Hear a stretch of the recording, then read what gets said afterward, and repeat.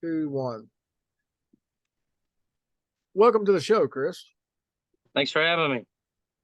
Well, thanks for being here. Now, as we heard in the intro, there was a really creepy, far out sound, but not far out as in it was far away. From what you and I talked about before, it was actually a lot closer, say between where you're sitting now and the end of the driveway. Correct? Yeah, anywhere from 20 to 30 yards away, probably. That's what I had to guess. Wow, that's close. I felt it in my chest. Immediately, I stood up. I'm like, what am I going to do?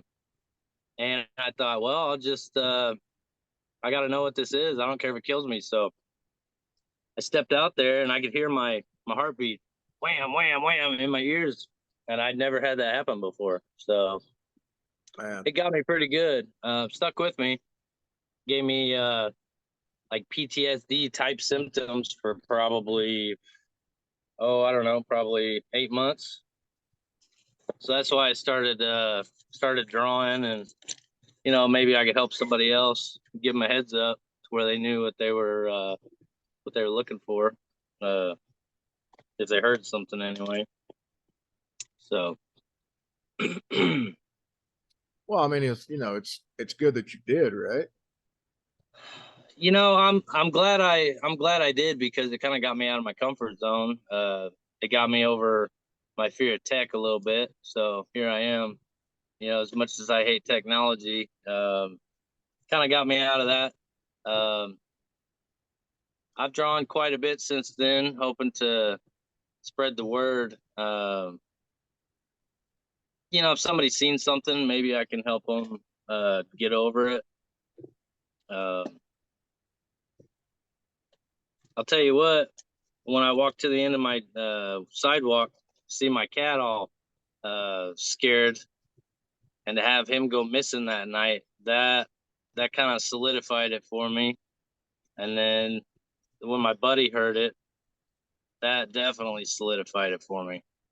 If it was just me, I think I could have gotten over it, but knowing that my buddy heard it too, the night before deer season, nobody out here would be out here messing around Right. the night before deer season. So that's So the what? one time.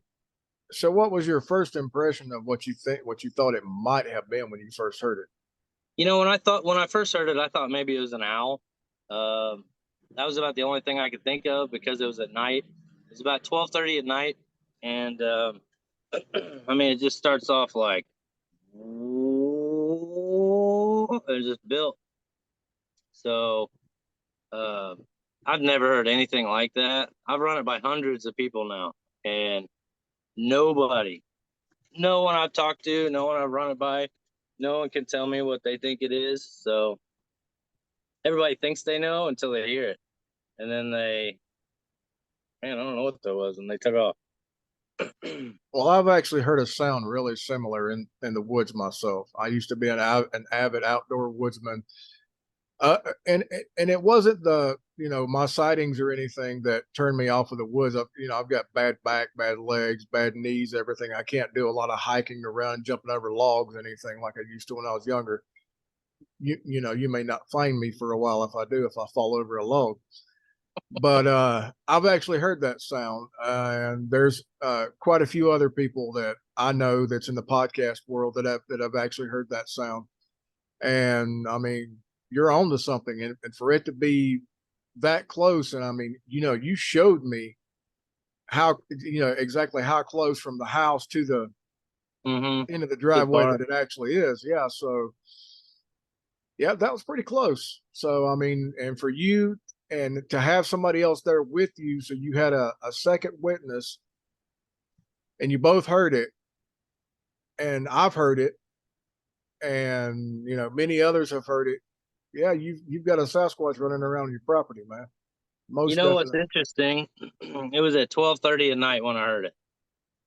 So in my mind, I need to prove what I heard, or try to get it on recording or something, because I didn't. That wasn't my recording that you heard. Right, right. That was the one I found on YouTube, and that took months to find. So I thought, in my bright idea, I'm like, well, I'll just stay up at night. I'll stay up at night. Um, I'll sleep during the day, and I can maybe record it. Well, a whole year goes by and I don't hear it again. I've only heard it twice, and then my buddy heard it once. So that's a 3-time total on Mhm. this property. It skipped a whole year. Nobody heard it, that I know of. Um, all the same plants are growing here, all the same animals, all that same stuff. Yeah. So I couldn't figure out why it would not be here the next year. Um,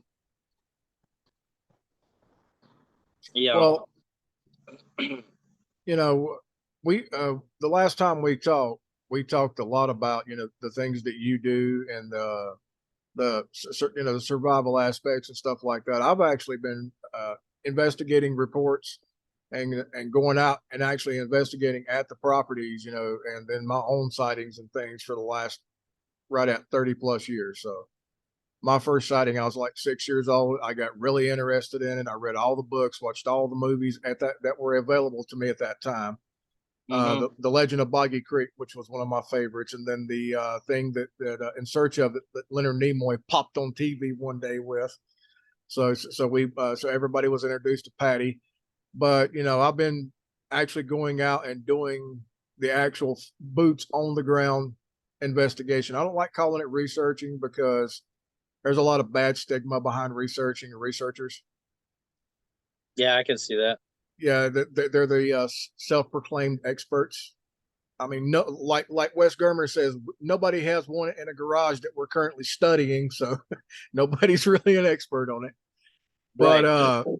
but I did get lucky enough that I started doing when I was younger. I went into the search and rescue field, so I worked for a lot of different SAR teams. I actually ran a couple of SAR teams, and that gave me experience to be able to go deeper and deeper and deeper into the woods to be able to say, okay, now people say they have sightings, within 30 feet of the road. Well, that's possible. It is possible. These things walk around wherever the hell they want to. I mean, they're 8 to 10, well, say 7 to 10 foot tall and 800 to 1,000 pounds. I mean, that's like looking at a bull elephant and telling a bull elephant you can't go where you want to go, right? Right. Mm-hmm. So I started going deeper and deeper and deeper into the woods. And the deeper I went, the more signs that showed up: tree structures, tree breaks, nests. I mean, stuff that we as humans would not create. So, I wasn't gonna share this part, but I found an X structure on my property. I'd say probably maybe 30, 40, 50 yards behind my shop. And it's perfect. I mean, it's just as perfect as you can get it. And I believe it's still back there. I don't dare go back there right now because it's Tick City. But um, I took my son back there, and like I was telling you before, I never have really liked carrying binoculars with me, but I went ahead and I carried some binoculars with me, put them up to my eyes, didn't even bother focusing them. They were right in focus, and I saw what looked like a head mm-hmm, behind behind a log, like a tree that had fallen over. Well, I got to thinking later. I'm like, there's no, white oak trees falling down back there. Why in the world would I have seen that? So that's kind of the weird part about that one that I still can't put together because I went back there within a day or two. I think it was the next day, and I didn't see any trees laid over. Um, so that one always kind of I can't really say for sure that's what I saw, but through binoculars, that's what it looked like. And I said, "What the hell is that?" And my son said, "What is it, Daddy?" He heard the concern in my voice because I don't normally, right. you know, talk like that. So Well, do you know the correlation between the X structure and where you're standing and on the other side? not really for sure. It is kind of alongside a highway. Uh, the way the way I'm looking, I'm actually sitting in the spot right now where I heard the noise. So, um, there's a highway. You can probably hear it. There's cars going by Yeah. right now. 5 o'clock is, rush hour Rush around hour. here. But we're out in the country, and it's not that far into the wood line. I'd say it's only maybe like 30, 40 yards in the wood line. I found a few other stick structures that don't appear to be natural. On my channel, I kind of went through and I put a few of them, put a few of the pictures in real form, along with some of my drawings and stuff. And it kept me out of the woods there for a little while, but last year I went ahead and I said I gotta get over this. So I went deer hunting by myself. Got my biggest buck by myself. So I was proud of that. Just getting over the fear, and pretty proud of that. I think he's a 8-pointer. Nice. Well, from and I'm gonna get a lot of flack for mentioning this name, but I don't care because I've talked to the man personally on the phone, and Mhm. like me and you were talking, I was actually on the phone with him the day before he got raided. So the correlation with the stick structure, and depending on what side of it you're on, if Uh-huh. you're on your property side, that's your property, right? I mean, even though your property runs way back into the woods, that's still, as a human, that's your property. Yeah. And then you come up to an X structure like that in the woods, that's a barrier saying don't cross, don't go any further, because on the other side is our property. It's a property marker. It literally is. Uh, One of the first people to realize this was Dr. Grover Krantz. That's not the person I'd get flack for. The second person that started talking about it was John Green, because he found a lot of stick structures, and on his side everything was great. On the Mark Trail side, everything was great. But if you crossed over, that's when you'd start hearing the tree snaps and the trees being pushed down and things like that. And then the person who got a lot of audio footage, but not video footage, was Todd Standing. There was a video that he released. And I mean, you hear him yelling, saying, "Hey, get out of here," things like that, because they came in on him at his camp. Mm. And they were bluff charging and things like that. And as he's standing still with nobody else around, you can hear not tree structures, but trees being snapped and pushed over. I mean, you know what a large tree sounds like when somebody cuts it down with a chainsaw, right? Mm-hmm. Just imagine hearing that just out of nowhere in the middle of the night. It would scare the hell out of you. Not long after I heard the noise, my neighbor came over, and we were just standing behind my shop, just kind of, I don't know what we were talking about, but all of a sudden there was a baseball, like the baseball whack, that real Yeah, yeah. crisp crack noise just out of nowhere. And didn't hear any limbs or anything falling. It was just that crack noise. She goes, "What was that?" And she's lived out here her whole life. And I said, "I don't know." I said, "Some people say that's a Bigfoot."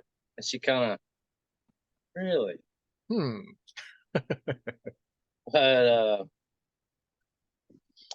what something to solidify or kind of substantiate what I heard. I recently met a guy who's heard the same noise that I did, and he heard what was it? He heard the same noise I did, saw the thing from a distance, and they also had large rocks thrown into the water near them. And I don't know why, but that's something that I've heard a lot of too. Is that kerplunk noise that you know it's obviously something had to be launched way out and over and down Mm-hmm. to hit the water like that. So I'm not sure what that is, why that ties into it. Okay. Uh, a lot of the sounds and things that you hear in the woods, for many, many years, people have talked about how, you'd hear either rock clacks, where they'd pick up two big rocks. Mhm. Ron Moorhead talks about it, and smack the rocks together. It's basically, if there's a group, you know, a family group, which some people do believe that they do travel in family groups. But if there's a group and then there's another group, say miles and miles away, and you're over a canyon, well, that's a lot of echo. So you can smack those rocks together to say, I'm here, and wait. And then you get a response, and well, okay, well, the other family group's over there. So now I don't have to worry about them coming through my territory, because these things can be territorial depending on where you're at in the country. I recently learned too that owls make like a rock clacking noise with their beak, which I had no idea they did that until recently.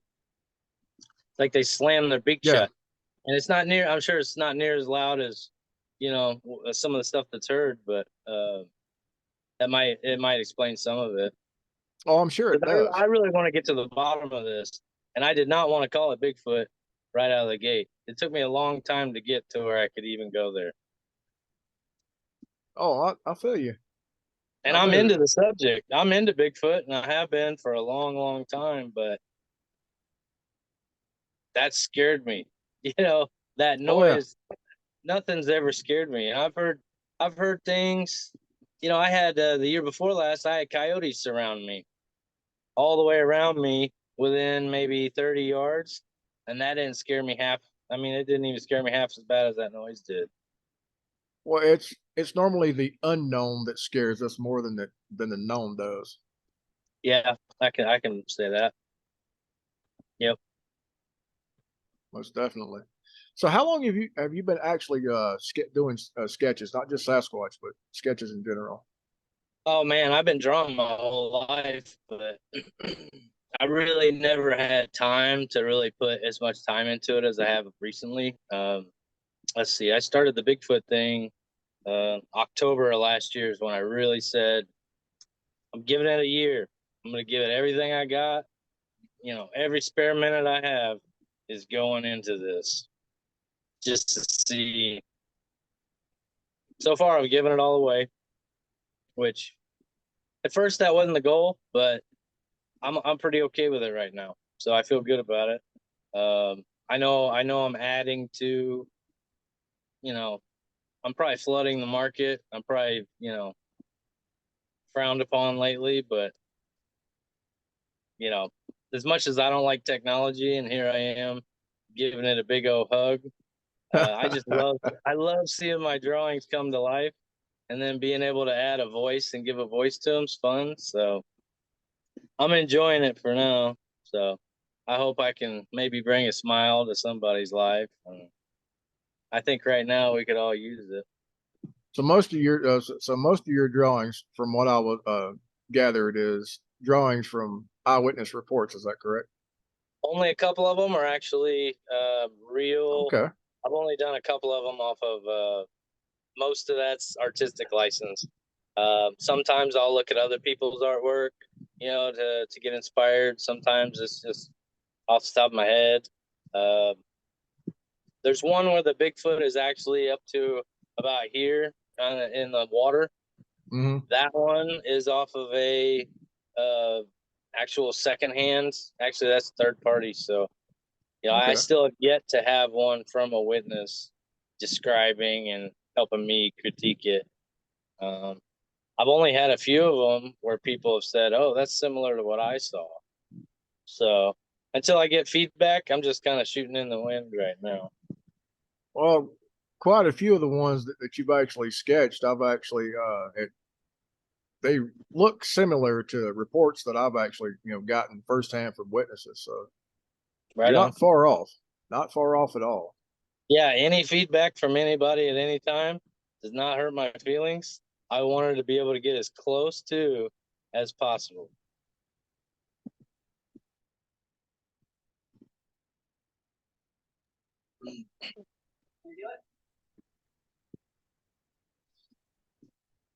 But so you've also got a what you call it, art of survival. That's kind of what I'm shooting towards. What I really like to do is I want to share survival tips because that's my passion. I grew up in foster care. I always thought that I'd have to run away, and so I learned just for the last 30 years. I've just kind of amassed and uh, just read books and YouTube, and it's all most of it's right there, and I was trying to get over my fear of tech. Um, my wife just got me this for my birthday recently. It's kind of like a gimbal type thing. To where now I'm gonna start trying to record myself out in the woods without giving Cool. everybody. I still Motion haven't sickness. figured. Yeah, exactly. I still haven't even figured this thing out. I mean, just this alone is a little scary to me, but either way, I've never even seen anything like this before. So Well, wait. hopefully I can turn it into something good. Well, wait a minute now. You're ex-military. Y'all used a lot of tech, didn't you? Yeah, but it was dummy proof. I mean, it Oh, was okay. like, and most of it, you're basically just repeating what you've already been taught. It wasn't like you're not having to think and connect, and nobody gives you the class on any of this stuff. You just gotta figure it out. You make a mistake, and hope you don't erase your phone or Oh, yeah, that's like me with emails that. or whatever it is. That's like me with a new soundboard. I got a new soundboard, so I'm just staring at it right now. I'm like, yeah, there's no real instructions on this thing, so I have to figure it out. Yeah, that's something I've always wanted to play with too, but there again, it's tech. Well, Uh, for my you buddy, to continue on this subject, you're going to have to get used to tech. I figured, we've got a limited window. I don't know what everybody's paradigm is, but I've got an interesting look on things, and I think it's about to come to a head. And I just thought now's the time. Um, on Bigfoot Odyssey, I believe his name Kerry Arnold, I think so. and it wasn't long before he passed away. I heard my noise, so I reached out, and he said, "Hit me up, Chris," because he wanted someone to sketch what he saw. So I volunteered, and I never really got the opportunity, and it really it just kind of ate at me that it just kind of felt like a sign that I was supposed to go down this road. So I started looking it up, and I didn't see too many people actually doing it. Hmm. There was Sibelia Irwin, she was doing it, and I kind of reached out to her and I said, am I gonna upset the balance here? And she said, no, there's plenty of room for everybody. So I did not set out to do Bigfoot and put it to motion and all I didn't set out to do all that. It just kind of morphed into what it is. So my wife bought me an app, and I thought, I better use it. So that's kind of how AOS Sketch Squatch was born. Uh, like I said, I hope it brings something to somebody's life. I love it. I'm having fun with it. It's about the most fun I think I've ever had. So I'll Now, keep it up.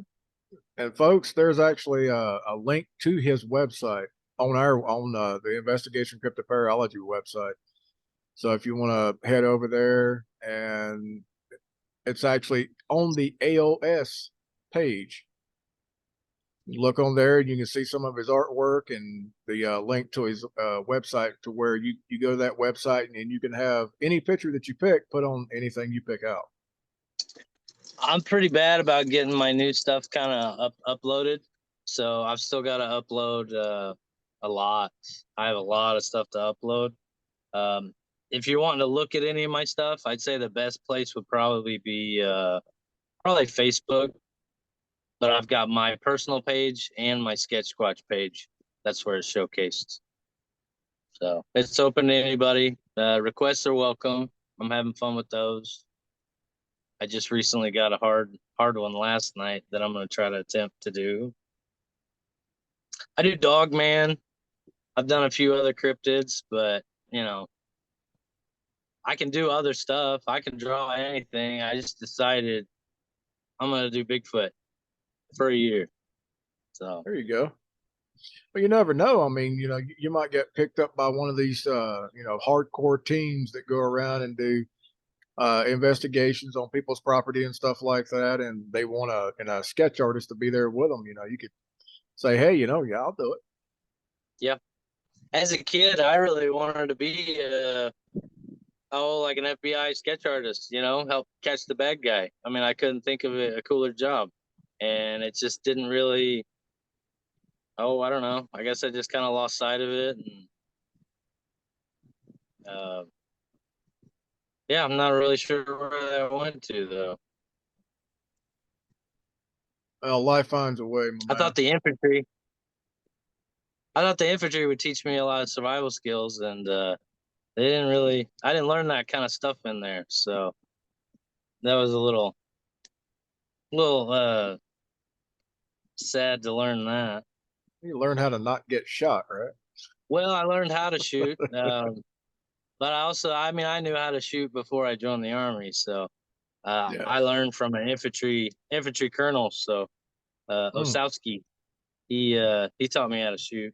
So uh,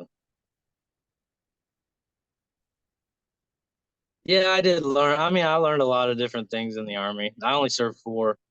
I got out. I was 99 to '03. So I'm part of the no slack. These guys here.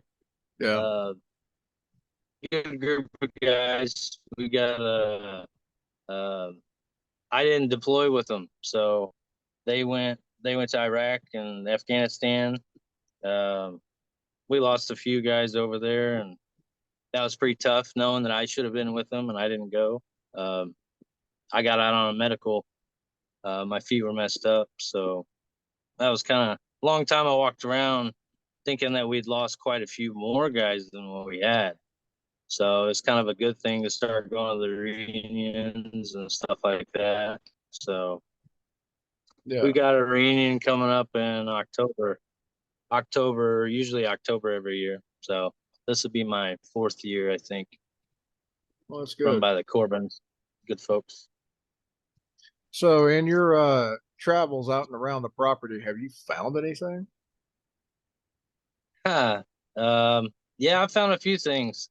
I really don't know if they're connected or not, but I can't help but be I didn't send you this, but I found a 9-pointer. My neighbor told me about it. They were walking their property line and they kind of looked across and they saw I had a dead deer on my property. So I walk out there at night for whatever reason, and this thing, his head, it had been turned all the way around at least twice. It had been chewed on and ate up pretty good. I've got the pictures of it on my phone somewhere. I might be able to send you those maybe after we get off or something. Yeah. That was pretty. It wasn't hard to harvest the head, and that's not. I'm a legal beagle. I don't want to do anything that's going to cost me my hunting privileges, and uh, so that wasn't anything that I would have done.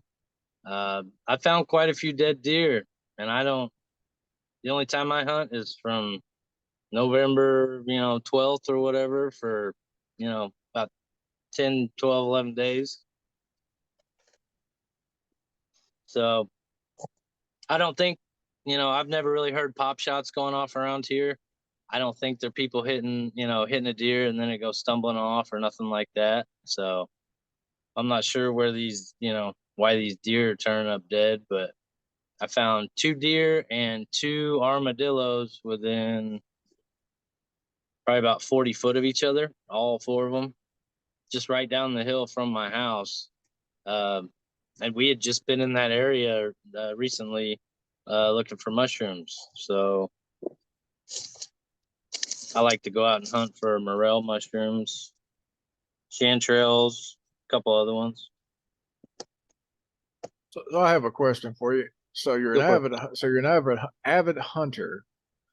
So in your hunting, have you ever come across deer or any other animals to where their legs look like their legs have been twisted?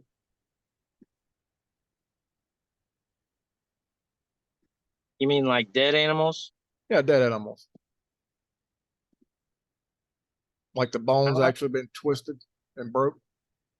okay, that is something you just reminded me of something. I can walk out there and get it, but I found a leg. There's a I just say there's an abandoned schoolyard somewhere on my property, and anyway, I found a it looked like a possum or maybe like a raccoon leg, and it's broken, and it looks like this, kind of stuck back together. It's Right. double thick, and you could tell. I mean, it's like really thick.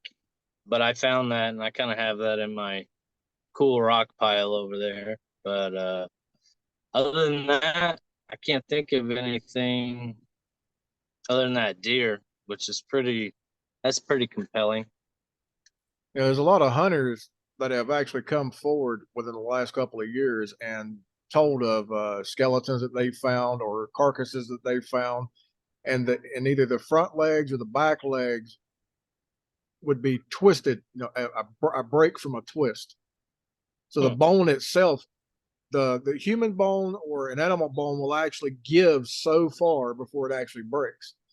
So Right. say you find a a leg bone from a skeleton or on a skeleton or on a carcass. Carcass would be better because it's still more or less a fresh bone. And to where the top of the bone and the bottom of the bone is, they're supposed to match up, but they would be cockeyed, like they were twisted. And then there's the break in the middle or the break at the bottom or the top, wherever it broke. And a Mhm. lot of people are saying, that Sasquatch will actually do that when they catch a deer. You know, if they don't kill it right away, they'll hobble it, twist the leg, break the back legs where they can't run. Hmm. So if you Yeah, it'd ever make it run up on easier to something catch in like the that, future. oh yeah. Yeah, I can see that. Hmm. So you said that things are about to come to a head, right? And you have a couple of theories on That's that. how I feel. That's how I feel. I'm a Bible believer, and I've kind of been waiting for a set of circumstances, and all those things I've kind of seen one after another. Uh, Recently, I got a video of the. I'm going to talk in code for a second, but railway train in the sky. Satellites and stuff. Yeah. That's just really, I'll leave it at that. But um, I don't think that's necessarily a great thing. Currencies, trying to go digital and different things like that. If you Yeah. look at what the Bible says, is you got the mark of the beast and stuff like that. And um, I'd say if any time in history, it could happen now. So Oh, definitely. that's kind of why I want to share. Want to share the things I've amassed in my head. So Well, share everything, away. arrowheads to wild edibles to finding water and traps and you name it, just whatever I consider to be survival. Yep. Or people are really going to need that kind of information because there's not a lot of people that can survive in the wilderness on their own right now. No, and as much as I like to think that I know, it would still be difficult for me. And I know that, so that's why I really feel the need to. I know that things are being censored and stifled, so it's a lot harder to find the information than when I found it. I'll just say that. Right. Yeah, there's a lot of third party and that would just say the powers that be that don't want you to know that you can survive without the electrical grid and everything else. They don't want you to know that you could collect water in a cistern. There's been several people across the United States have been fined and jailed for collecting rainwater in a cistern, and they weren't relying on the county to provide water for them or the city to provide water for them. So automatically it becomes illegal. Mm-hmm. Well, they may own the land, but they don't own the sky, so they don't own the rain. So, if you want to collect water in a cistern, I mean, first and foremost, check with your county and in your city laws first to make sure you're not going to get a ticket. But it is a sustainable thing. Sorry, I had a phone call come in. Oh, that's fine. Not totally not a big deal. But it's a sustainable thing, and there's a lot of farmers. I mean, there's a lot of farmers that do it, especially here when we don't have enough snowpack in the mountains. There's not enough runoff in the rivers. Then they can't run their rain birds and things like that, and water the wheat fields or hay fields or whatever they're growing. So you know they literally use what water is available. So if it's okay for a farmer and a rancher to do it, why is it not okay for a private citizen to do it? Yeah, I mean, how in the world can that be a thing? We need you to register your garden. Come on. Right? Come on. The land of the free, home of the brave. Come on. So Or the way I like that's to why I say it, the joined land of the the free army. because of the brave. Well, that's why I joined the army, is because I wanted to keep it that way, and I don't need to say too much. I'm very patriotic. Oh, you say what you want to say. As long as it doesn't have anything to do with what happened 2 years ago, we're good. That's the only thing that the platform says I can't talk about. Yeah, I can see that. Because there's a lot of stigma behind that still right now. So, Yeah. but Yeah, I didn't go that way. I could fully see the government in the future, whether it's the federal government or state by state government, saying, okay, well, this happened, so we no longer have, as far as physical currency, we no longer have it, so everything's digital currency. But you can only buy certain things with digital currency, and if you have your own, self-sustaining systems like gardens and things like that, because we can't get certain things anymore because we impose such a high tariff on imports. Then now nobody's importing things, so we can't get certain things. So if you're growing certain things, then we're going to have to tax you on it. I can see that coming. Yeah, and to me, I'm a conspiracy theorist, right? Well, in my eyes, that just means I haven't been proven right yet. Haven't been Um, proven wrong either. yeah, exactly. You got all the different animal, what you call it, all that stuff going on, and you know, different other. I have to really. I never thought that I would ever have to choose my words. We live in free speech, but uh, You ain't got to choose your yeah, words on here. well, you do, because I can already tell. I'm new to Facebook. I've only been on there for what, maybe 5 or 6 years, and I know what gets out and what doesn't, and I know what's gonna get out before I even go to put it on there. I know what's gonna happen and what's not gonna happen. So Well, that's the difference between Facebook and this podcast, right? Facebook yeah, gets censored. This podcast doesn't. I do not edit anything out. I don't, the only thing I do is put the intro in and the outro in, and that's it. I don't go through and pick out anything you say. What you say is what gets uploaded to the platform. well, something I noticed was the algorithms, right? um, it won't get shared as often, stuff like that. That's what I don't like. So that's why I really feel the need to hurry up and do what I'm doing. I was kind of hoping when I started that the Bigfoot thing would take off and people would just really love my artwork and just kind of it turned into something. October makes a year. It hasn't yet. So, I know that the survival stuff will. I was kind of hoping I could do something, a little quicker than, by now, I guess I should say. But Yeah. Well, unfortunately, with the artwork, I mean, that's just like I'm also an artist, and a lot of my art can be found on Facebook and other places. But with the creation of AI now, you can, instead of coming to somebody like me or somebody like you and say, hey, I want this, they can just pick up an AI app and just instant right then. Yeah. It doesn't see things like we do though. Right. You know, I have every artist I know, they have their own technique. They have their own eyeball and their own thoughts and feelings and, you know, skill level.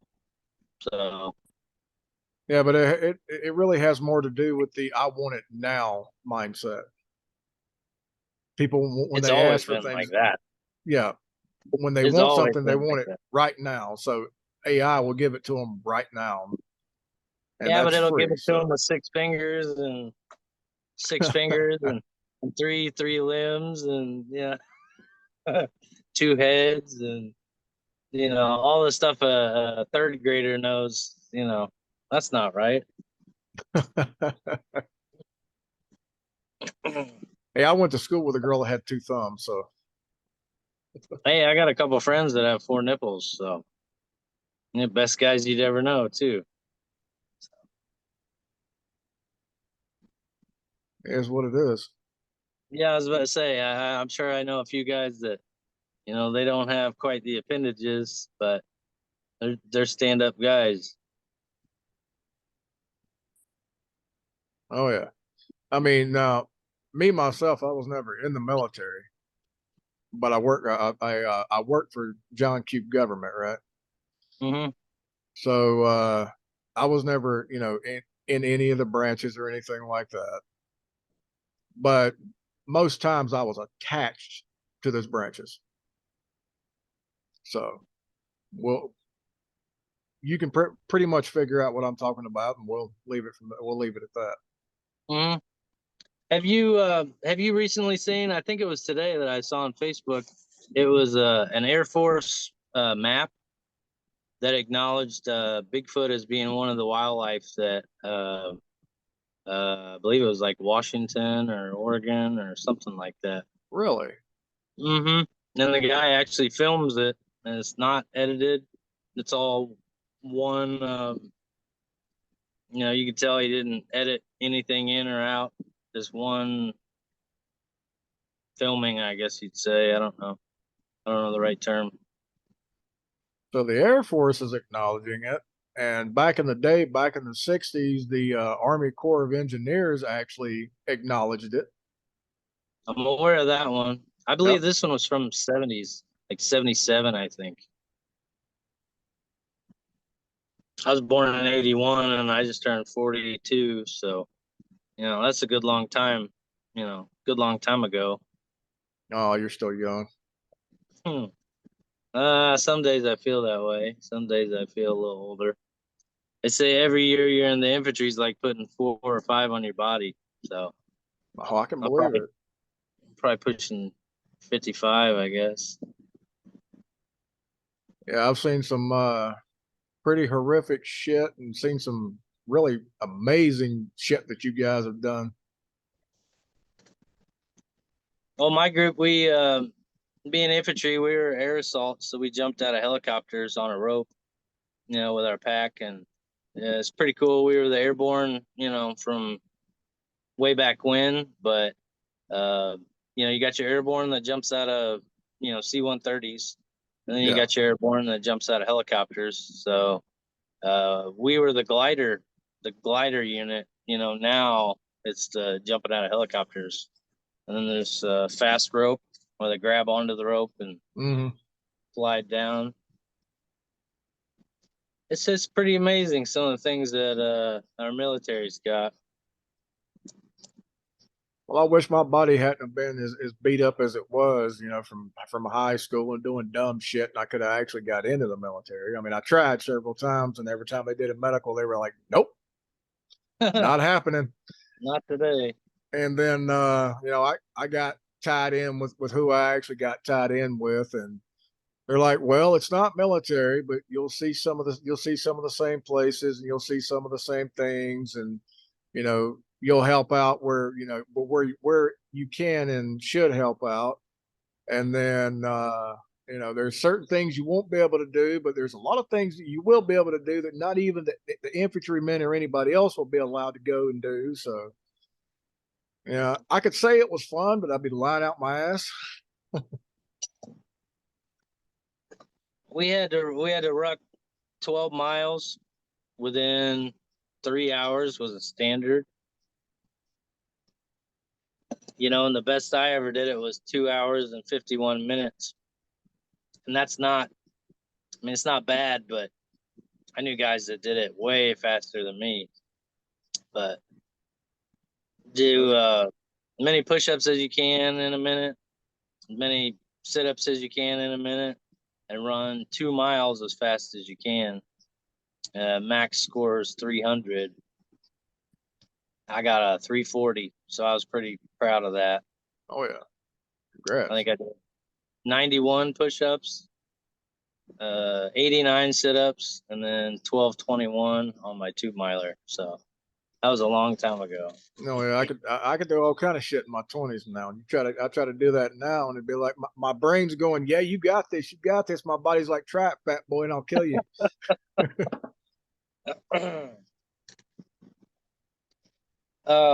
If anybody has, seen or heard anything that's just really got them unsettled, my phone number is easy to find. I put it out there, and I'd be thrilled to just try to draw what they saw. It's partially for research, partially for therapeutic purposes. I've just really wanted to nail this subject down since I was a kid. I read every book in my library at school about the topic just because I wanted to know. I just couldn't believe that there's stories of this thing running around, but yet we still go out in the woods and still go for hikes and all that. I'm like, how in the world is that possible? So I just kind of I seen a show today, and I'd seen people mention it on Facebook, and I'd heard other podcasters mention it, and it's on Amazon Prime. It's called "Don't Call Me Bigfoot," and it's actually I don't know if you've ever heard of him, but he was on YouTube for a long time. It's Matt Squatch. I'm not familiar with that one. Well, so the guy was sitting there talking, and he said, we have people that have witnessed Sasquatch, people have come in contact with them, interact with them, things like that. And we never really stopped to think that back in history where all these places got their names, right? They're not really hiding. People throughout history have seen them. You've got Death Valley or Devil Mountain, and I was about to say Devil, Dark Woods. And you get your grandparents telling you, you can hunt on one side of the mountain, but not the other side of the mountain. Or don't go down this road at night. There's a reason why they're saying this, right? Yeah, the Indians called them tree devils. I just recently found an ancient painting, and it looks like the Bigfoot creature, Jinn or whatever you want to call it, is possibly coming out of a tree. I think there's something to that too. I never looked into the whole woo side of Bigfoot. I couldn't go there. I thought it was just too, woo. I couldn't go there, but the more and more I look into it, I'll consider all aspects. If people saw something, who am I to say you didn't see it? Well, I mean, okay. Some people call it the woo side, and I've heard a lot of podcasters call it that. And there's a lot of different aspects to it. Now, if you look at it from a biblical standpoint, somewhere, in religion, it talks about the veil that separates us from the other world, right? Yeah. Well, there's a lot of mediums and psychics and other people that have been talking about this for years, and it's starting to make more and more sense about how the veil keeps getting thinner and thinner and thinner, which is the reason why more people have more experiences with ghosts and things like that and the paranormal. Well, here's an idea that me and several others have been kicking around for years. You know how you always find like 1 or 2 footprints or a whole trackway and they just lead into nowhere, it just disappears, right? Yep. Or somebody sees a Sasquatch and it's blurry, they can see it, and when they see it, it's blurry, and they take a picture of it and it's still blurry. Yeah. Well, what if Sasquatch is actually okay? So there's many different planes of existence. We all know that. There's and there's another word for that. Dimensions. Dimensions, alternate dimensions, right? Mm-hmm. So what if, we're actually in, there's our dimension, and then the dimension that Sasquatch is in is theirs, and there's a veil right there. Well, that veil is really thin. So every now and then, they step out of the veil, and that's when we see them. Yeah. And those trackways would be them walking out of, and they don't even know they're doing it. They're walking out of one side of the veil, walking a long distance, and then stepping into the other side of the veil. Yeah, I think that ties into lots of other areas of paranormal. Yeah, I mean, and the thing is, I mean, there's a lot of Sasquatch investigators and researchers out there that try to tie everything that they hear and say into what the Bible says. Well, that the veil is actually biblical. It really is. Mm-hmm. So are UFOs, because they described UFOs in the Bible. Yeah, they do. You've got, you got the Nephilim in Genesis 6. Mm-hmm. You've got, I believe it's Jacob and Esau, where his mom has him put goat skins on his forearms. And I know a lot of hairy people, but I don't know anybody that hairy that can pass for a goat skin.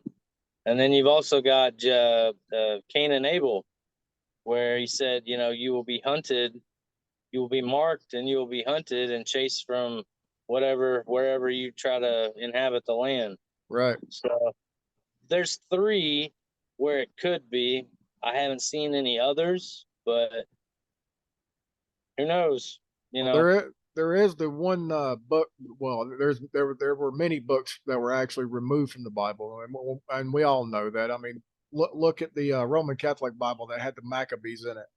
The Maccabees were present up until the late 50s, late 60s, and now they're no longer present.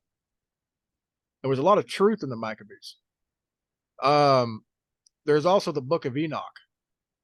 Yeah, and that has been didn't die. Right. The Book of Enoch, the guy who didn't die. Guess what? The guy who didn't die has had movies made about him for a millennia. His name's Cain. It all ties together. Yeah, I do believe certain things. People talk about the what is it? It starts with an S. They came in and took skeletons and stuff like that. You got me at a loss here. Crud. Smithsonian. Yeah. The Smithsonian. Well, in Cherokee, North Carolina, at the Cherokee Museum, in the basement, and residents of the reservation could actually go into the basement, look at the archives and things like that. But in the basement, there used to be a 9.5-foot tall skeleton. Well, long, not tall, but long.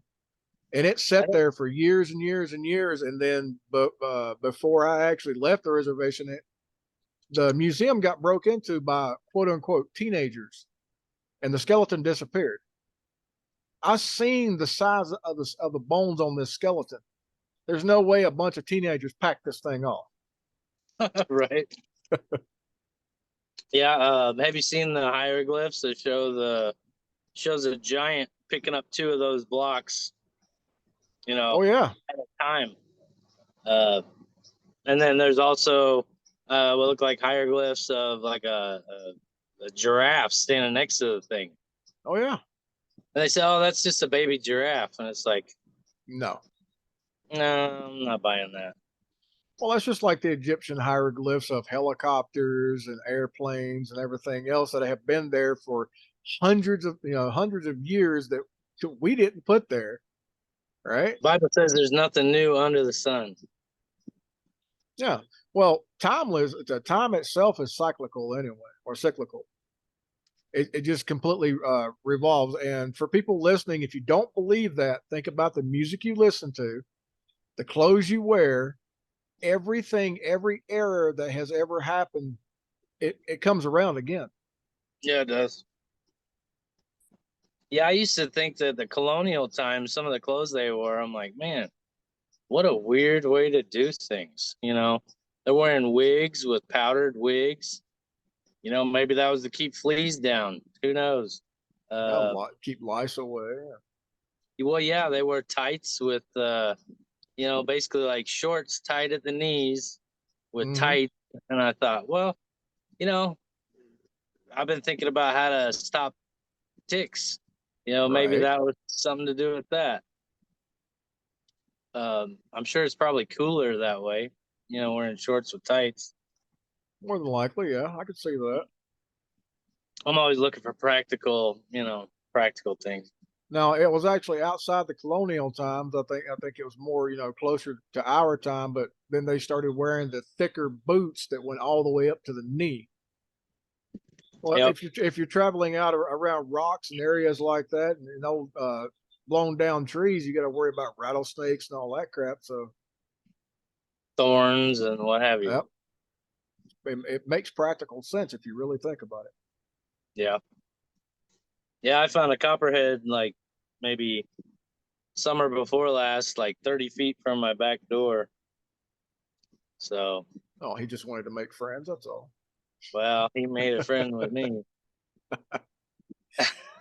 What do you make a friend with, a varmint gun or a shovel? A rake, actually. That's Oh, how he poor met guy. his demise. Yeah. Poor Yeah. guy. Yeah. Poor guy.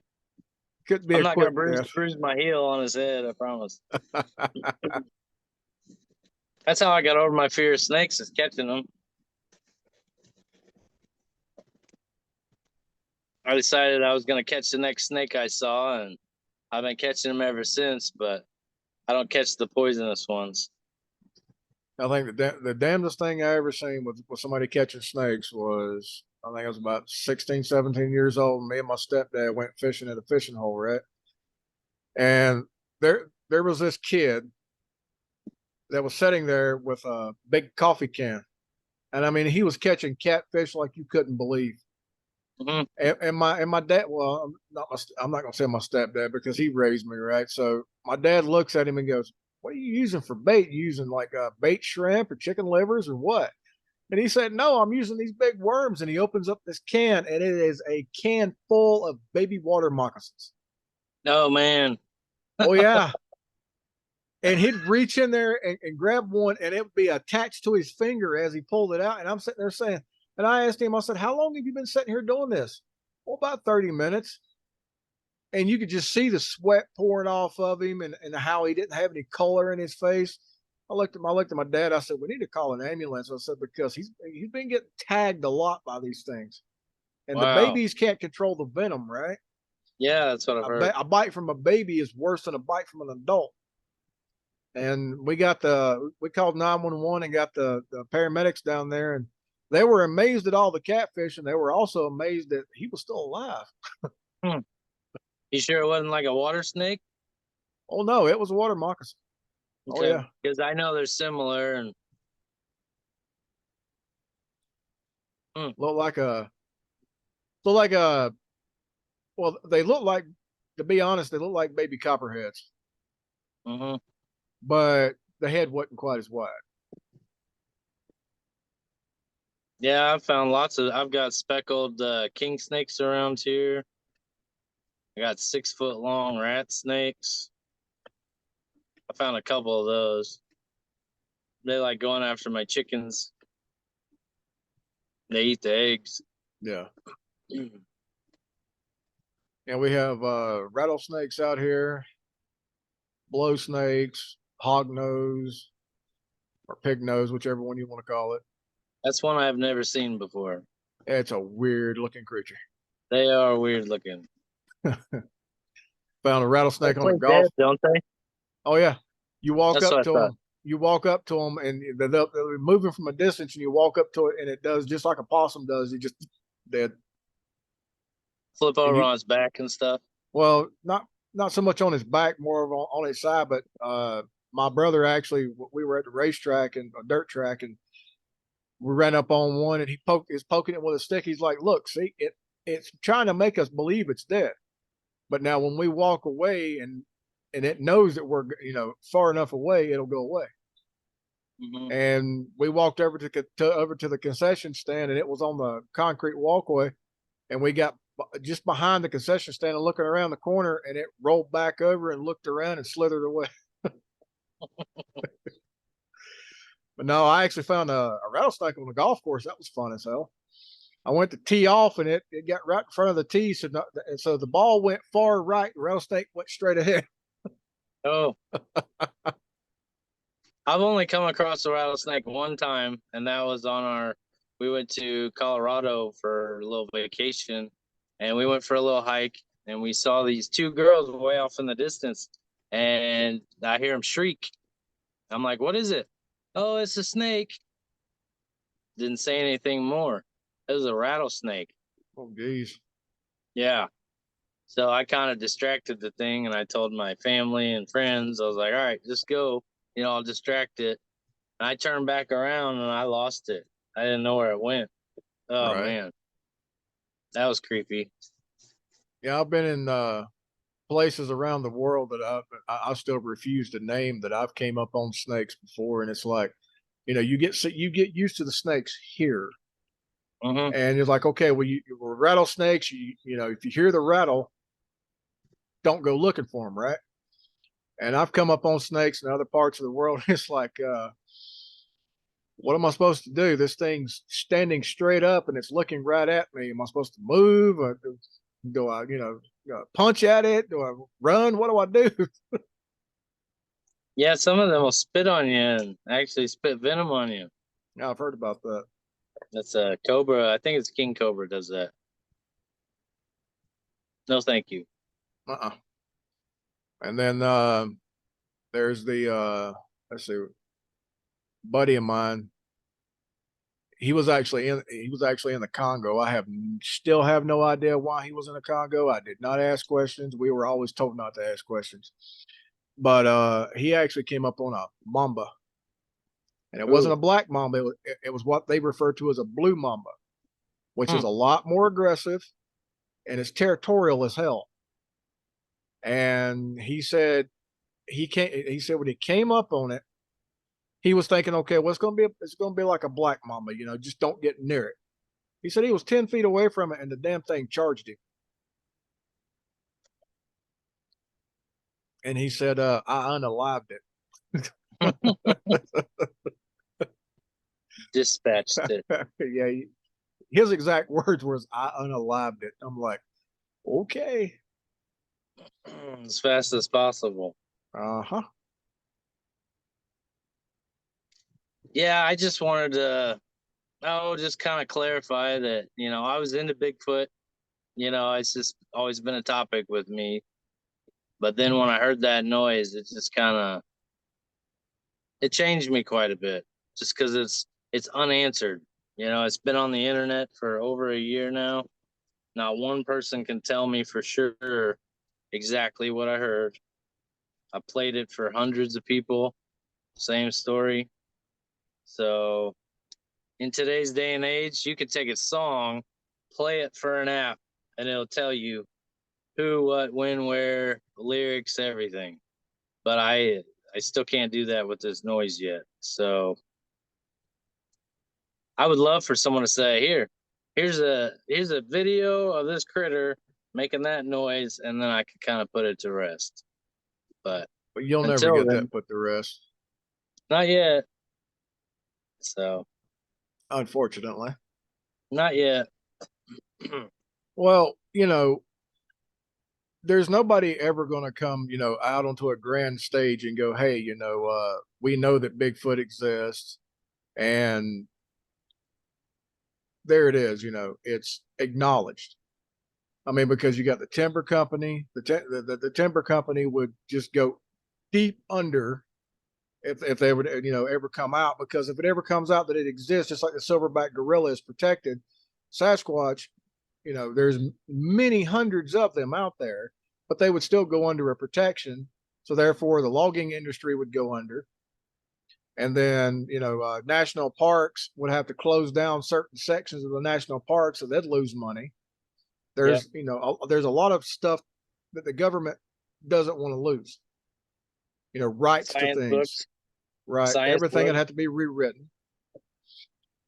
But when it does actually become accepted, I don't think that anybody's going to come out and just say it on a grand stage like that. I think what's going to happen is they're going to stop suppressing it. Because when somebody does get a really good video, they always lose it. When they pile up lots of good evidence, like Mr. Standing, they get rated. Or Bob Garrett. Now, Bob Garrett was a man that found a torn up campsite, and there were large footprints all over the campsite.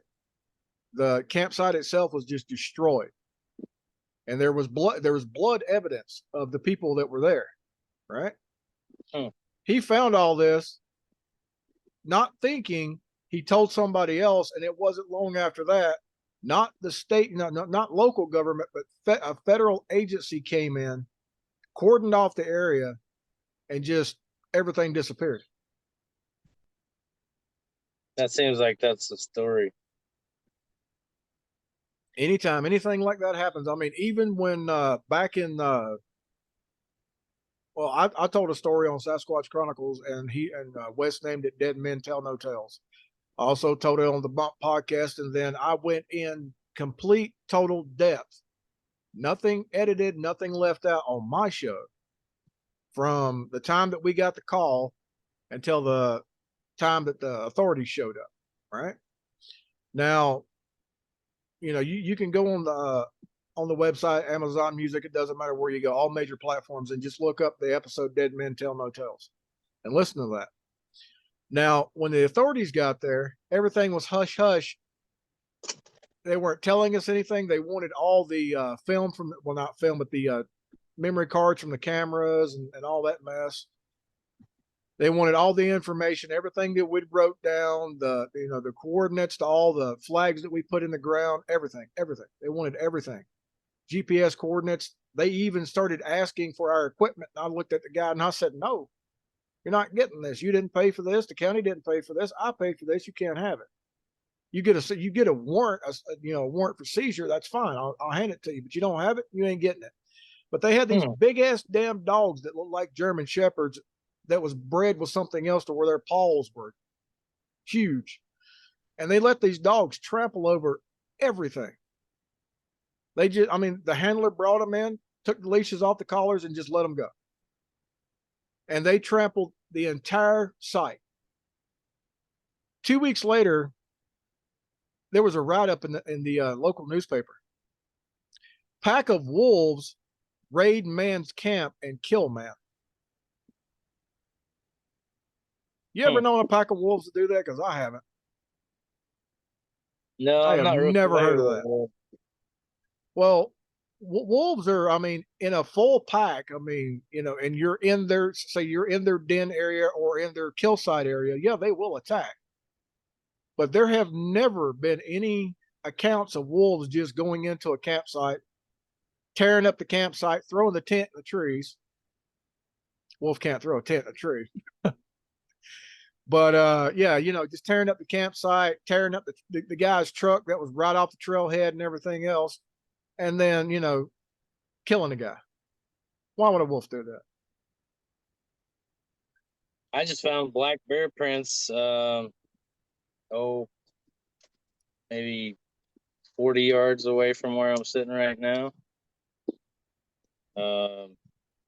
Supposedly we've got mountain lions around here too. That's one I've never seen. I hope I don't see. But supposedly we don't have any black bears around here either. But that's becoming a little more normal.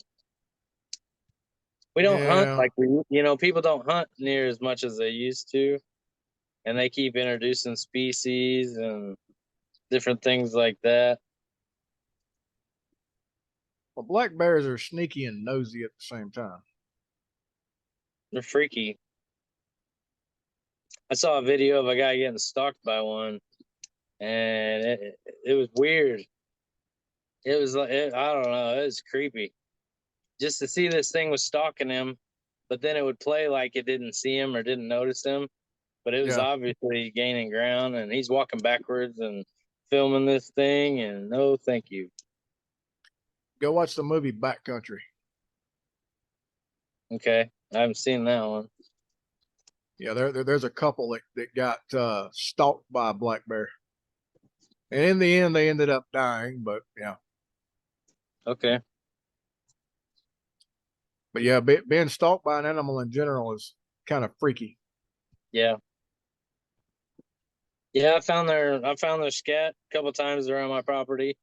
We got about 36 acres, I think. I found rocks flipped over where they were going after like kind of look like the big wing termite type ant things Yeah. going after their larva. I mean, it's a 35-pound rock that I can flip it over, but to see an animal be able to flip that over is pretty impressive.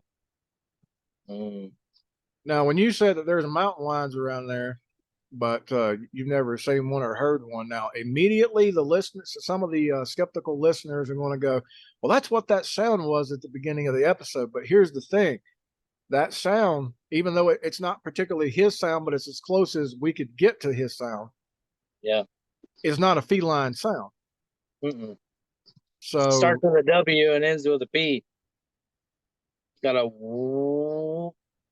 I've heard of the what do they call it? The mountain lion, scream. yeah, sounds like a It woman does, being murdered. yeah, it does not sound like what I heard. Mm-mm. Um, there's a lady a couple houses down. I won't say her name, but she said she saw a mountain lion here, and from what I understand, normally they run off when they see you, whatever. She said this one kind of stared her down. Like it wasn't scared of her like all the ones she'd seen out west. So that kind of gives you the heebie-jeebies. Oh yeah, to know something, to know an animal that's so used to seeing humans is close by. Yeah, it's like, what are you gonna do about it? I'm just gonna stand right here. And as long as you stay over there, kitty, you'll be fine. You get any closer, and yeah, Mm. dispatch away. I've got a little boy. I got chickens. I got a few dogs. So Well, I got a German Shepherd since I heard that noise. I think I told you when my buddy heard it, he took my puppy out because he was a puppy at the time, mm, and he said the puppy ran towards the door. He knew. I played that noise a couple times just to see what my animals would do. They kind of freak out when I play it. well, what made that noise is considered an apex predator. So Every time I hear that noise, it gives me goosebumps. Still, it's been, let's see, I heard it in October of 21, I believe, was when I heard it. So here we are, almost going into October of 23. So almost 2 years ago. mm, And it stuck with me that good. So yeah, I'm talking to people around here that people are opening up about it. It's not such a stigma thing anymore. And you know, people aren't making fun of each other like they were. right. There used to be a lot of infighting in the community, and some of that's pretty much died down. Yeah. So as I come up with people, I'm gonna have them take me. I really didn't set out to be a researcher. That's not what I was shooting for. But people share their stories with me, and people want to talk about it, and I'm all about it. I'm still trying to nail what I heard down. So Right. Well, when people come to you about stuff like that, and you talk to them, just put it out there and ask them, would you like to tell your story to the world? yeah, And if they do, yeah, I mean, they don't, I mean, it doesn't even have to be an instance to where they contact me. I mean, you could, if they feel more comfortable with you being there, you could just do it. I mean, Yeah. you never know. You may, after this episode or after whatever, if we get anybody else on here from your community, and you could get a message from somebody on Facebook one day going, I'm such and such of whatever team, and we have audio of that same sound, or something like that, and try to help solidify what you heard. Yeah, my buddy Austin, he's not I mean, he's an infantry guy too. And for him to hear it and to have it kind of get, mess with him. I mean, we hunted opening morning from my shop. So you think about that. Two infantry guys that are not ashamed to say we were scared. That says a whole hell of a lot. Oh yeah, well, it's an unnatural sound to start with. Yeah. And I mean, I've seen them. I've personally seen them, and let me tell you, they are unnatural to look at. I mean, the one that I actually seen when me and my uncle John was out hunting when I was like 15, 16 years old. It didn't exactly smile, but it wasn't Mm-hmm. baring its teeth either. It just opened its mouth, and when it opened its mouth, it was like its mouth went from ear to ear. Mm. It was just unnatural. That's another thing with how I draw them. The app that I use, I had to figure out it has to see a face. Mm-hmm. If it doesn't register a face, then I can't do it. But I've learned how to kind of, I'll just say manipulate it. But uh, some of them are better than others. Some of my animations, just because, but it's looking for a human face. Right, The app is. So I've got another app that I used where, let's say I got a dog man I can kind of adjust the mouth where I want. But this other app that I use primarily, it just does it itself. right. So a lot of people accuse me of, well, it looks too much like a human, or it looks too much, some things I can change and some things I can't. But either way. Oh, I mean, you're right. Now we were talking about sounds, and I mentioned Ron Moorhead earlier. He was the one that did the Sierra sounds. Mm-hmm. If you haven't heard them, go look them up and listen to them. Yeah, they're And creepy. oh yeah, they are definitely creepy. And if for anybody that's listening that hasn't heard them, go listen to them. I mean, it's where a lot of people get the terminology, the samurai chatter. The sounds that you hear is nobody in that camp, because you can hear Ron talking into this little like 2-inch microphone that was attached to the recorder that they had, Mm-hmm. and you can hear his partner and and them talking, but then off in the distance you can hear the Sasquatch talking back and forth to each other. Yeah, that is a weird noise too. Mm-hmm. The fact that it almost seems like they have a language. You might look up something called Loosh, Loosh, and it's I guess people and other things in distress or emotional states. We make an energy that some people talk about Bigfoot could potentially use or eat or collect, or kind of like a succubus type. And that kind of makes a lot of sense too. I mean, because these Bigfoot, they're seen in urban areas. It's like, how many streets and roads did you have to cross over to get to, said neighborhood? Or, uh, I was really going through it when I heard the noise. Right. You know, I mean, it was like a very, very interesting time in my life. So it kind of ties into maybe either way. I just had to look at it from all angles. So I can't rule anything out just yet.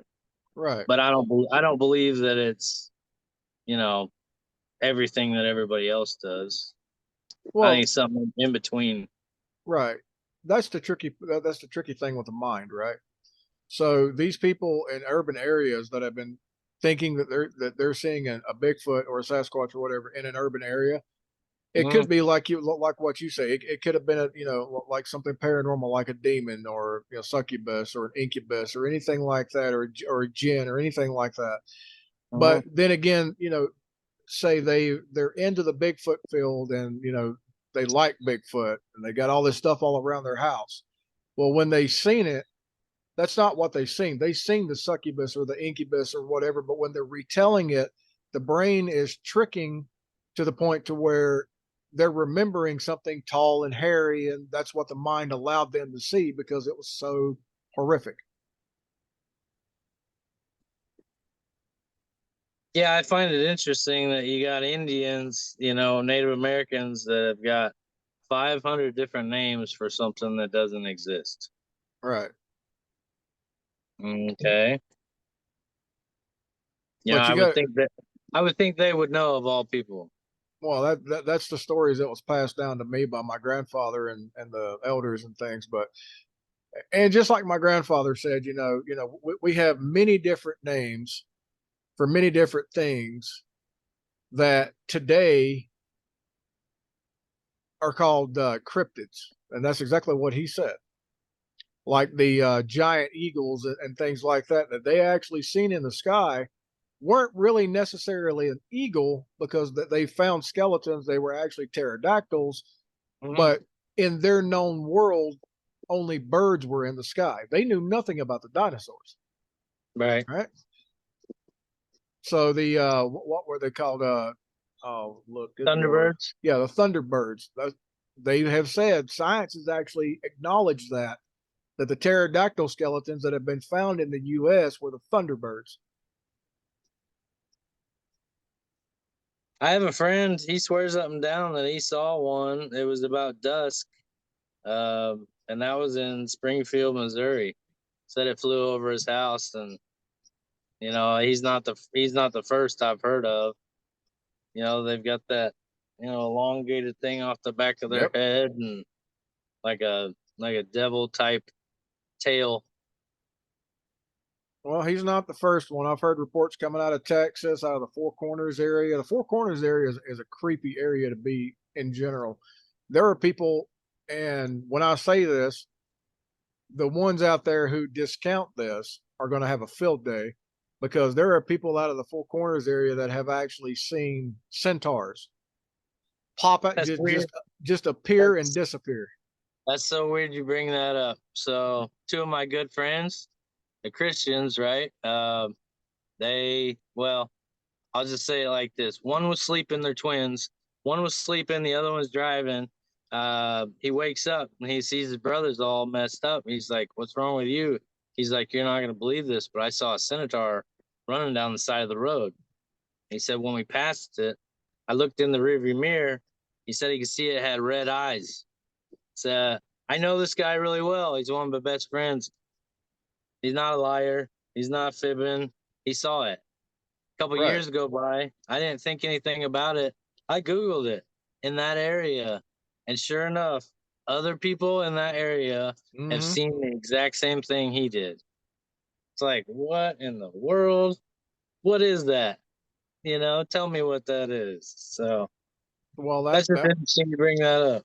right. I mean that would lead back to what I was talking about earlier about the veil. All right. So Ah, yeah. all these things that we have seen throughout history, whether it Yep. be sea monsters or whatever, all these other things that we have seen throughout history do not necessarily exist in our timeline, right? But Yep. then there's the veil. That's just like seafarers, seagoers, and things like that in the old big wooden ships would see this monster just appear out of nowhere in the water and then disappear, going from one side to the other. Yeah. Now, what happens when that veil dissipates altogether? People are gonna freak. Yep. Then we're going to have an instance like the movie The Mist, When the veil Yeah. disappears, there's gonna be all kind of weird, crazy looking shit out there that nobody can describe or figure out. And yeah, I used to, as a kid, I used to, being an artist, you always want your art to stand the test of time. So you're walking through these museums and you see that they've got centaurs and satyrs and all these, different things carved into rock. And right, they say, oh, it's mythology. Well, I mean, I get that, but why in the world would they waste their time, right, you know, carving these things into rock? You know, they saw these things, supposedly those were their, quote unquote gods, little g. I think, there's something to it. I think it ties in with the fallen angels and what have you. right. It all ties together, and people just don't Yeah. realize it. I mean, I why think as would? we go along, all those secrets are going to make a lot more sense. Oh yeah, definitely. I mean, why? As far as biblical and religion goes, some of the most famous paintings in the world, like the painting on the ceiling of the Sistine Chapel. Yep. Why would there be a UFO painted into Oh, that's not what it was. That was this. It's like, come on, man. I got my own eyes. You that? know. I know what a vehicle looks like. Yeah. Oh, definitely. So, was there anything else that you'd like to talk about?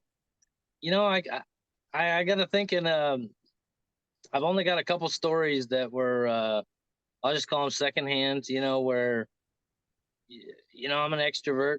I talk to people. And I usually don't have a problem talking to a stranger. And man, if I've talked to you for more than a minute, I've asked everybody.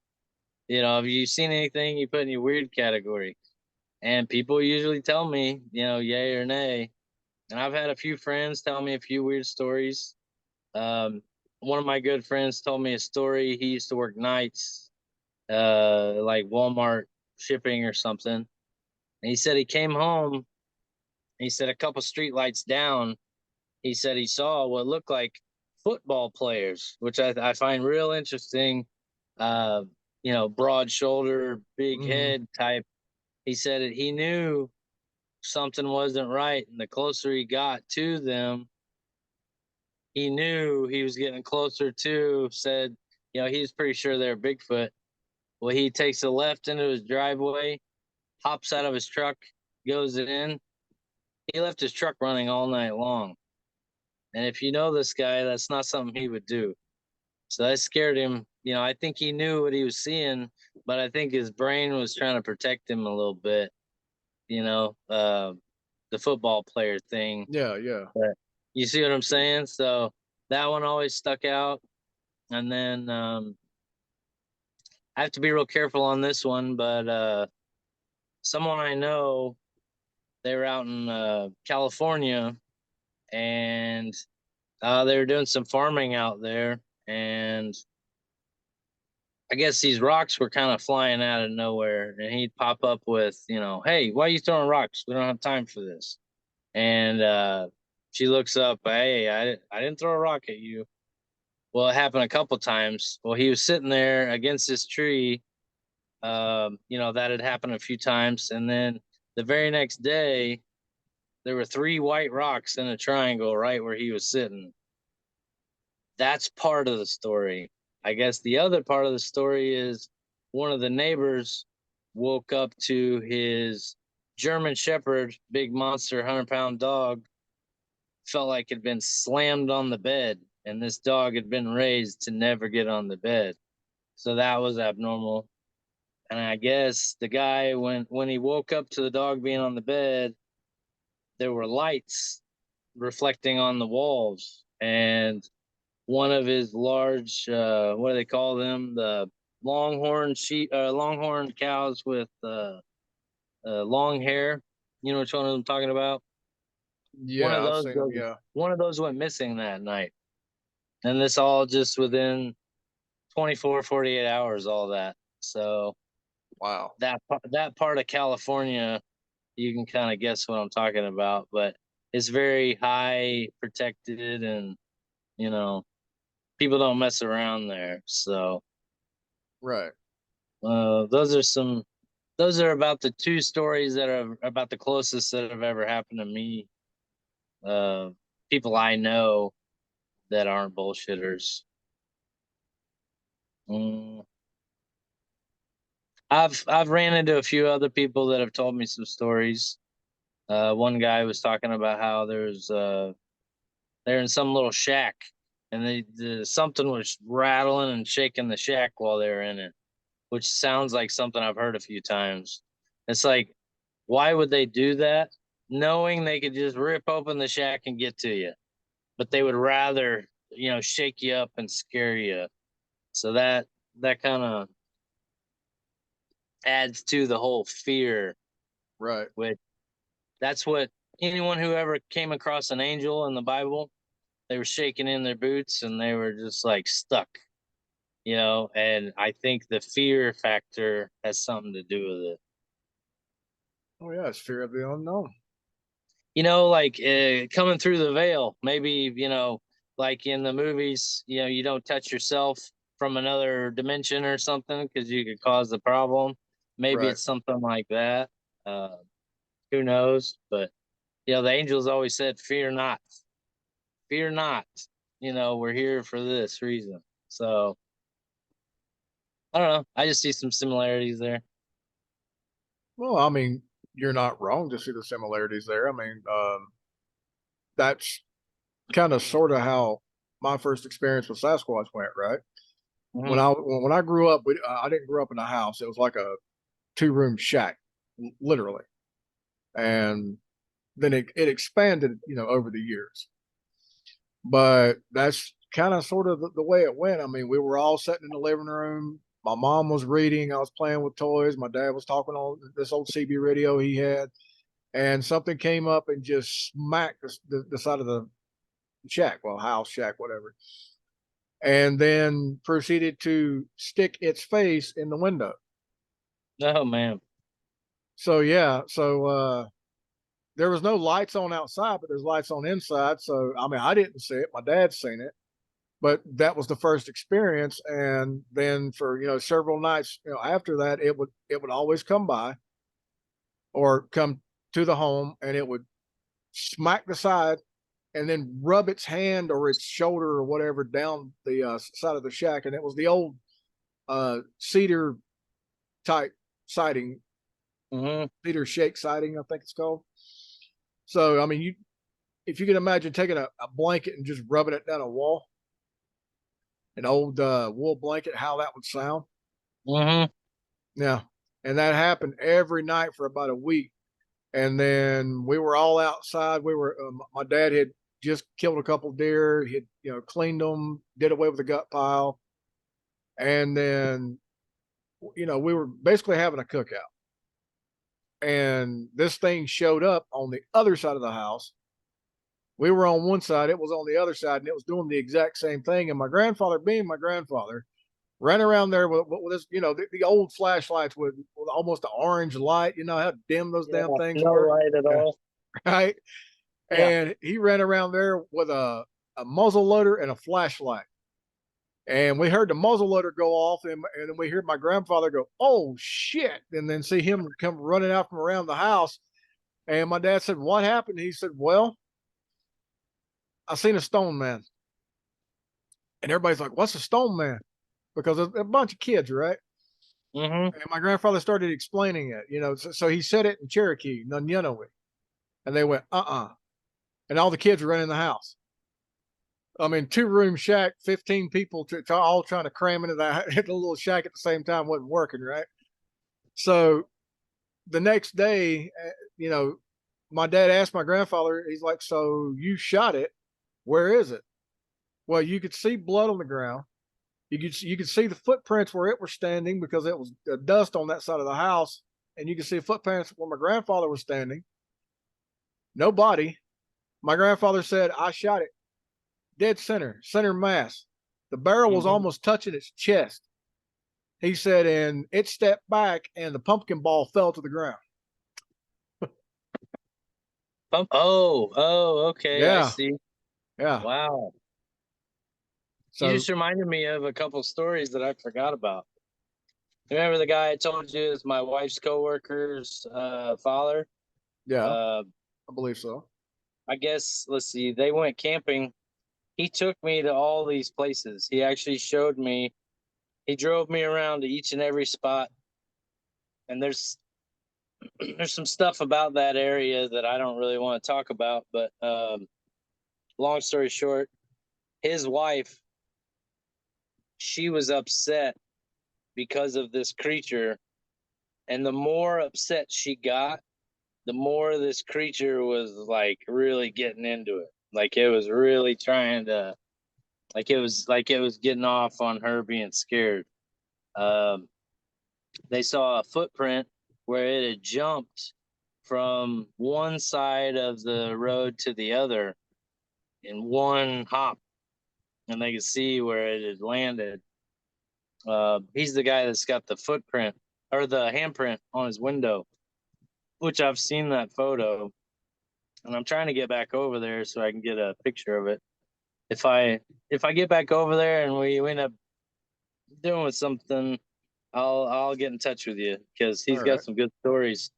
He's got no reason to fudge any of this. right. He's 70 something. I think his days are pretty short, and I think he just wants to get these things off his chest, and it's creepy stuff. Well, that's the people you want that you really want to talk to because those people have nothing to lose. Yeah, he really doesn't have anything to gain by telling. Right. Yep. Thanks for having me on. I appreciate it. Oh yeah, I hope definitely. that I hope maybe this is just the beginning of something, but I'm gonna still work the local people, where I live, and I think people are opening up. People are more willing to talk about the stuff than before. So, um, as I find these areas, this guy I recently found, he told me about these places I'm gonna try to go to, and just kind of keep my head on a swivel. Something I wanted to share too is I think that the power of Jesus' name stops these things. Uh, whether you're a believer or not, I think it. I think that's what it talks about in the Bible. We drove out devils in your name, and I think that's a good chance that's what it's talking about. So, because I was scared until someone reminded me, he didn't give us the spirit of fear; he gave us a spirit of love, sound mind. So, just thought I'd share that too. Well, I can agree with that. Everybody's got their own paradigm. That's right. Well, it was good having you on here, Chris.